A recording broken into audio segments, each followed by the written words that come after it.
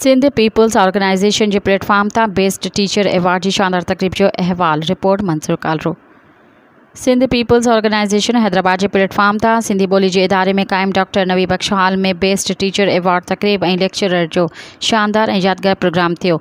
तकरीब में ख़ास मेहमान wise chancellor Mirpur Khas university professor doctor Rafiq Memon और सदारत सिंध पीपल्स ऑर्गेनाइज़ेशन के सरपरस्त आला प्रोफेसर डॉक्टर सैयद फरमान अली शाह एजाज़ी ख़ास मेहमानन में assistant commissioner Qasimabad Hatif Sial, professor doctor Azhar Ali Shah, professor doctor Sardar Ali Shah Lakiyari सरपरस्त जाम निज़ामुद्दीन भागत और तंजीम जो सदर प्रोफेसर महबूब अली सुमरो जिन हुआ। प्रोफेसर डॉक्टर भाई खान सोलंगी और मैडम साजिदा काजी, स्टेज सेक्रेटरी जाफर आई सरंजाम ना तालीमदान सैयद जवार नकवी, मैडम कसबानो दर्स, मैडम नेलुफर भुट्टो, रज़िया शहोक, मकबूल सिंधी, प्रोफेसर दोदा खान लेखक, सलीम चन्ना, मकबूल सिंधी, फारूक अहमद नाइज, प्रोफेसर गुल नरगिस सहरी और बेन मोहतरम उस्तादन की शिरकत से प्रोग्राम यादगार बणिजी कामयाबी माणी।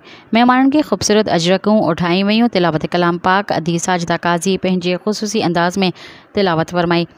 आजानी तकरीर जाम निज़ामुद्दीन भागत कंदे सभी शरीक मेहमान के भलीकार कई और प्रोग्राम में शामिल थियण ते संदन थोरा मञंदे SPO समाजी तंजीम के ख़ास नुक्तन बाबत आगाही ॾिनी।